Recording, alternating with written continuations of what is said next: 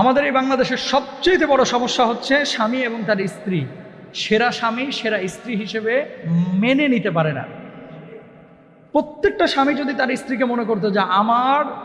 স্ত্রীটা হচ্ছে পৃথিবীর সেরা স্ত্রী, আমার স্ত্রীটা হচ্ছে পৃথিবীর সেরা আদর্শবান স্ত্রী,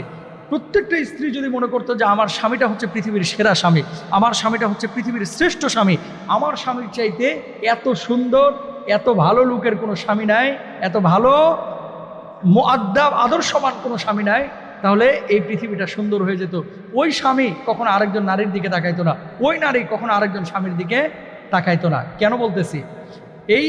আমাদের সমাজে যখন মানুষ হতাশা কখন তাদের ভিতরে থাকে খেয়াল করেন, যখন মনে করে যে ইস আমার স্বামীটা এরকম দেখতে